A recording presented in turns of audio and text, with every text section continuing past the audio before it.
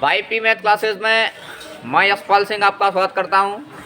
देखिए आज हम पढ़ रहे हैं आपकी कक्षा 10 की प्रश्नावली 6.2 का प्रश्न संख्या 1 पढ़ेंगे और बहुत इम्पोर्टेंट प्रश्न है। यहाँ से 1 नंबर का कोई प्रश्न जरूर बनेगा, है ना। पहले सवाल से और दूसरे सवाल से 1 नंबर का प्रश्न बनेगा और आगे के प्रश्न भी ऐसे ही आधारित होंगे, तो गौर से समझेंगे। देखिएगा, मैं इन प्रश्नों को बताने से पहले मैं चाहूँगा कि थेल्स प्रमेय का रिपीट किया जाए आपका, है ना। थेल्स प्रमेय याद है ना सभी को? हाँ, क्या थी थेल्स प्रमेय? कि कोई त्रिभुज है तो किसी त्रिभुज की एक भुजा के समांतर रेखा खींची जाए। हमने त्रिभुज लिया था ABC, तो BC भुजा के समांतर और अन्य 2 भुजाओं को प्रतिच्छेद करने वाली कोई रेखा है, तो ये इसके समांतर है और इन 2 भुजाओं को वो प्रतिच्छेद करती है। तो यह रेखा इन 2 भुजाओं को समान अनुपात में विभाजित करेगी। यदि DE समांतर BC है, कब बात होगी? DE समांतर BC होने पर, यानी कि ये रेखा इसके कैसी होनी चाहिए? समांतर। तो थेल्स प्रमेय के अकॉर्डिंग इनका अनुपात कैसा होगा? समान होगा। AD अपॉन DB बराबर क्या हो जाएगा? AE अपॉन EC हो जाएगा। इतनी सी बात हमने एक दिन सिद्ध की थी, है ना। जिन विद्यार्थियों ने पिछली क्लास नहीं ली है तो वो कोशिश करे कि पिछली क्लास ले, तो ज़्यादा बेहतर, अच्छा अब समझ में आएगा, है ना। मैं आपको रिपीट करा रहा हूँ ये तो, कि यदि ये रेखा इसके समांतर है तो यह रेखा इन 2 रेखाओं को समान अनुपात में विभाजित करेगी। और थेल्स प्रमेय का विलोम कहता है यदि ये समांतर है, ये समान अनुपात में है, ये 2 भुजाओं का अनुपात कैसा है? समान है, तो इसको प्रतिच्छेद करने वाली रेखा तीसरी भुजा की कैसी होगी? समांतर होगी। बात समझ में आ रहा है ना। यदि ये है तो ये होगा और ये है तो ये होगा, ऐसे करके याद आ जाएगा। तो देखिएगा प्रश्न में क्या कहा है, हमें चित्र दिया हुआ है और चित्र में कहा है कि यहाँ DE समांतर है BC के, DE समांतर है BC के, तो EC का मान ज्ञात कीजिए। ये EC दिख रहा है आपको, ये EC का मान ज्ञात करना है। प्रश्न समझ में आ रहा है? चित्र दिया हुआ है, चित्र में यह इसके समांतर है और EC का मान पूछा गया है। तो देखिएगा हमें दिया गया है DE समांतर है BC की। DE समांतर किसके है? BC। अब थेल्स प्रमेय क्या कहेगी कि इनका अनुपात कैसा होगा? समान। थेल्स प्रमेय से इनका अनुपात कैसा होगा? समान होगा। तो आइएगा AD अपॉन DB बराबर AE अपॉन EC। बोलो इतनी सी बात क्लियर? थेल्स, हाँ वो तो कौन कह रहा? सही तो है, देखो। हाँ, AD अपॉन DB बराबर AE अपॉन EC। इतनी सी बात समझ में आई? तो देखिएगा AD का मान क्या है? 1.5 अपॉन DB का मान क्या है? 3 बराबर AE का मान क्या है? 1 अपॉन EC। तो EC का मान नहीं पता है, तो EC के स्थान पर क्या लिखा रहेगा? EC लिखा रहेगा। बोलो इतनी सी बात समझ में आई? अब देखिएगा क्या करें, इसको हल करना होगा। तो EC का 1.5 बजुगुणा हो जाएगा अंश बटे हर बराबर अंश बटे हर की कंडीशन पर। तो 1/1.5 EC और 3 एकम EC का 1.5 के साथ में क्या हो रहा है? तो उधर जाके क्या हो जाएगा? भाग। तो 1.5 दूनी कितना हो जाता है? 3। कितना हो जाएगा? 3। 1.5 दूनी कितना हो जाएगा? 3 हो जाएगा। तो EC का मान कितना हो जाएगा? बोलो। ये इकाइयाँ सब सेंटीमीटर में, तो ये भी किसमें आएगा? सेंटीमीटर में। बोलो इतनी सी बात समझ में आई? अच्छा, अब इधर देखो, यही इस प्रश्न का दूसरा है। तो दूसरे में क्या है? यही बात दी हुई है हमें कि DE समांतर क्या होगा? BC। तब थेल्स प्रमेय क्या कहेगी कि इनका अनुपात कैसा होगा? समान। थेल्स प्रमेय से इनका अनुपात समान होगा, अर्थात AD अपॉन DB बराबर AE अपॉन EC। इतनी सी बात समझ में आई? तो देखिएगा AD का मान हमें नहीं पता है, तो AD के स्थान पर AD लिखा रहेगा। DB का मान कितना है? 7.2 बराबर AE का मान कितना है? 1 और EC का मान कितना है? 5.4। है ना। क्या करेंगे अब, बज्र गुणा करेंगे, एडी का 5.4 से करेंगे तो 5.4 एडी और 7.2 का गुणा इसके साथ में करें, कर लेंगे, पहले लिख लेते हैं, कर लेंगे बाद में, पर लिखना जरूरी है, लिख लिया। अब देखो एडी का 5.4 के साथ में क्या हो रहा है, गुणा, तो उधर जाके क्या हो जाएगा, भाग, तो एडी बराबर 7.2 गुणा 1.8 बट्टे 5. ये गुणा तो हो रहा है, ये इसके साथ में क्या हो गया है, भाग हो गया है। अच्छा मैंने गुणा क्यों नहीं किया, आप समझ पा रहे होंगे, कट जाएगा, कितने से कट जाएगा बोलो जी, 18 से, 18 × 54, सही है। अब 3 का इसमें क्या दे दो, भाग दो, तो 3 दूना 6, एक बच्चे का 12 हो जाएगा, 7 × 12, तो 2.4 सेंटीमीटर हो जाएगा एडी का मान। बोलो इतनी सी बात समझ में आई, तो लिखो, आते नहीं,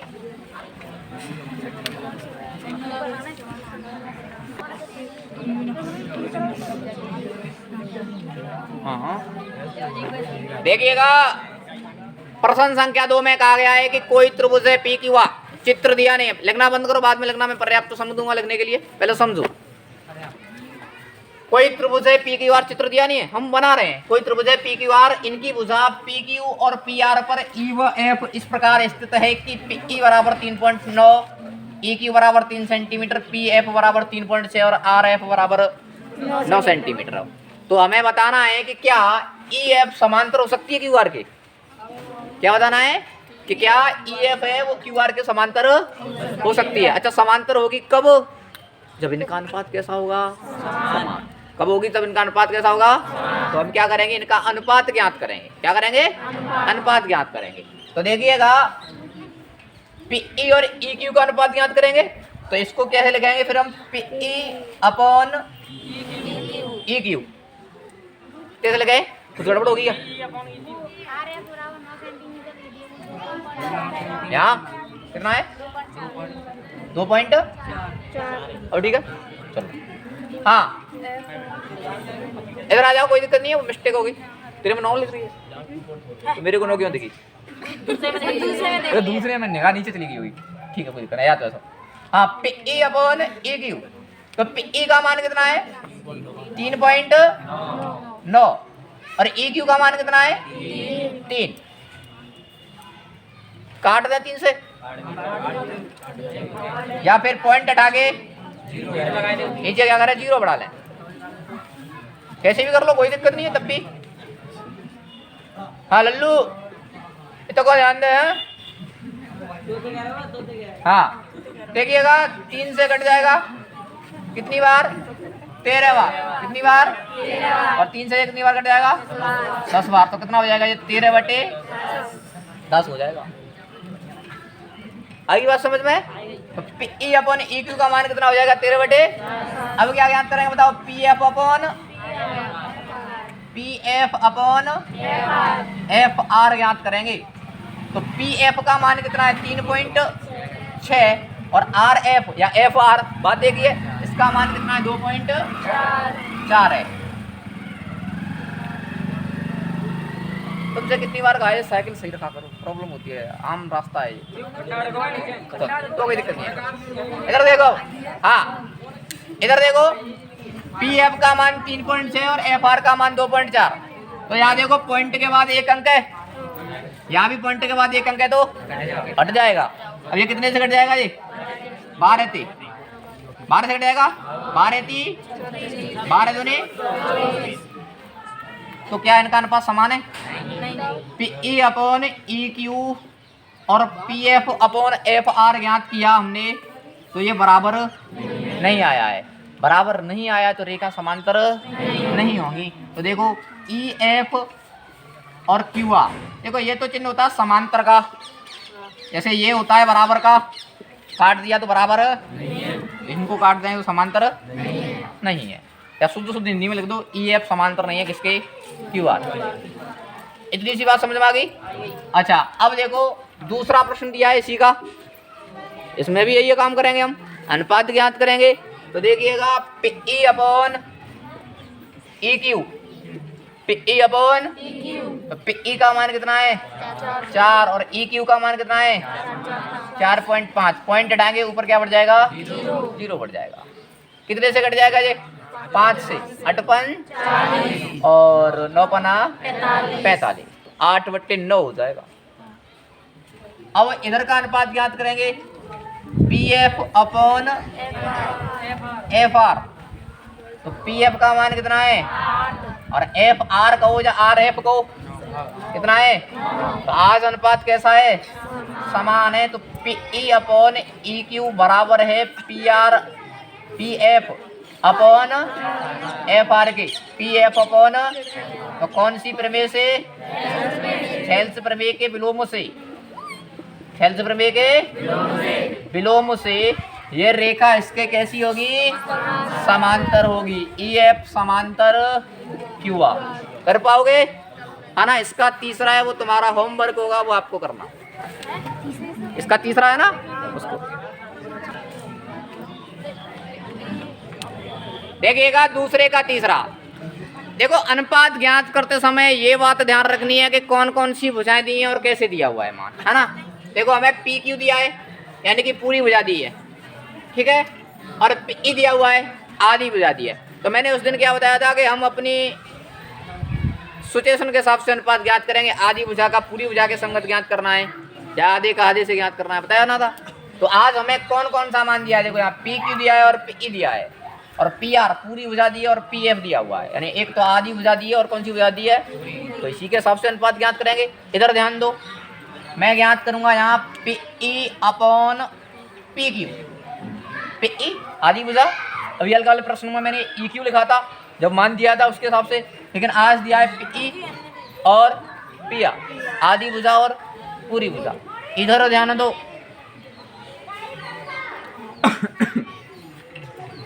तो पी ई का मान कितना है 0.18 और पी क्यू का मान कितना है 1.28 है ना। तो पॉइंट से पॉइंट हट जाएगा क्योंकि पॉइंट के बाद में यहाँ भी 2 अंक हैं और यहाँ भी 2 अंक हैं। कितने से घट जाएगा बजे 2 से काटे हम तो ये 9 और 2 से काटेंगे तो 6 दूने 12 और 4 दूने तो कितना हो जाएगा ये 9/64 हो जाएगा। ये ध्यान रखना जैसा अनुपात इस भुजा पर ज्ञात किया है वैसा ही अनुपात उस भुजा पर ज्ञात करेंगे। यानी कि इधर का मतलब पी अपॉन पी क्यू लिखा है ना वैसे इधर लगाएंगे। यहाँ क्या लिखा है वो बताओ P F upon P R. तो पी एफ का मान कितना है 0.36 और पी आर का मान कितना है 2 पॉइंट के बाद यहाँ भी 2 अंक हैं पॉइंट के बाद यहाँ भी 2 अंक हैं कट जाएगा। इसमें भाग कितने का चला जाएगा 4 का। कितने का चला जाएगा 9 चौको 4 का भाग देंगे तो 6 चौको 24 एक बचेगा 16 हो जाएगा और चंद चौको। तो दोनों का अनुपात कैसा आ रहा है समान आ रहा है। कैसा आ रहा है तो अनुपात समान आ रहा है तो थेल्स प्रमेय के विलोम से। बात समझ में आई तो लिखो थेल्स प्रमेय के विलोम से ई एफ समांतर हुआ इकाई के क्यू आर के।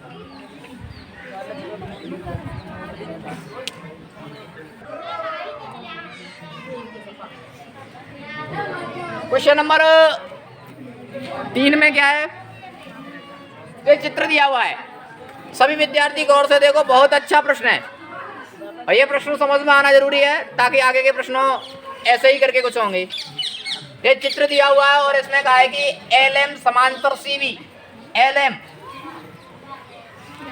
समांतर सी बी ये रेखा इसके कैसी है समांतर। और दूसरी बात एल एन समांतर सी डी ये रेखा इसके कैसी है समांतर। ये बात हमें दी हुई है तो हमें सिद्ध करना है कि A M upon A B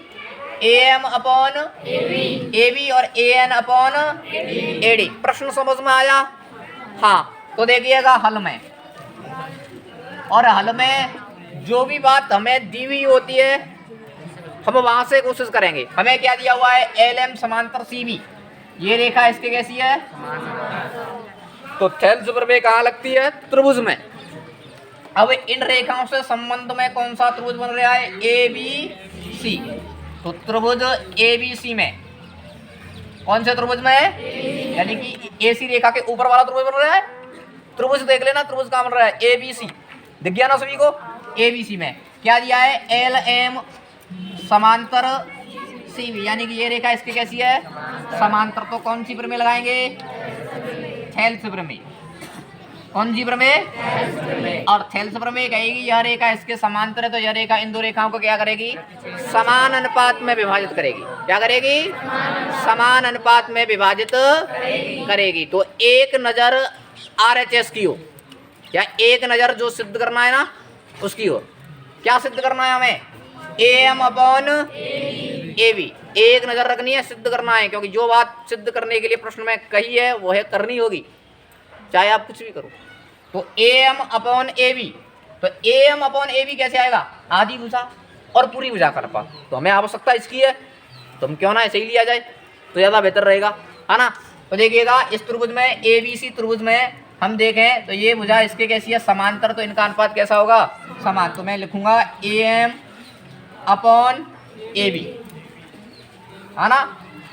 कैसा ले रहे हैं? आधी भुजा और पूरी भुजा का अनुपात। वही अनुपात यहाँ लेंगे। आधी भुजा इधर क्या हो जाएगी? AL, और पूरी भुजा क्या हो जाएगी? AC। समीकरण नंबर ए। इतनी सी बात तो समझ में आई सभी के में, है ना। यह रेखा इसके समांतर है, तो यह रेखा इन दो रेखाओं को समान अनुपात में विभाजित करेगी। तो AM/AB जैसा अनुपात इस भुजा पर ले रहे वैसा ही अनुपात इस भुजा पर आएगा। तो AL/AC। अब यही काम इसी प्रकार, इसी जैसे इधर किया है ना, ऐसे ही त्रिभुज ACD में, त्रिभुज ACD में कौन सी भुजा हमें? LN समांतर काय की दी हुई है? CD की। ये दिया है, कहाँ से लिखा? दिया है, ऐसे नहीं लिख दिया मन से। ये क्या है? अच्छा, भुजा कैसी है? समांतर। तो कौन सी प्रमेय से? थेल्स प्रमेय से। तो थेल्स प्रमेय क्या कहेगा कि इनका अनुपात कैसा होगा? समान। तो अनुपात क्या लिखेंगे? जैसे ऊपर लिखा था वैसे ही इधर AN/AD बराबर AL/ पूरी भुजा AC, यानी कि आधी भुजा और पूरी भुजा का अनुपात ले रहे हैं। समझ में आ रही ना? आधी भुजा इधर से AN और AD, इधर से क्या बनेगा? AL/AC बनेगा। समीकरण नंबर 2। तो समीकरण 1 व 2 से देखो, 1 व 2 से। तो यहाँ तुलना करने पर समीकरण 1 का RHS AL/AC, समीकरण 2 का RHS AL/, दोनों के RHS कैसे हैं? तो LHS भी कैसे होंगे? समान। अतः AM/AB बराबर AN/AD इति सिद्धम। बात समझ में आई? तो लिखो। वीडियो को देखने वाले वीडियो को लाइक जरूर किया करें। अभी नहीं हुआ है, लिखो।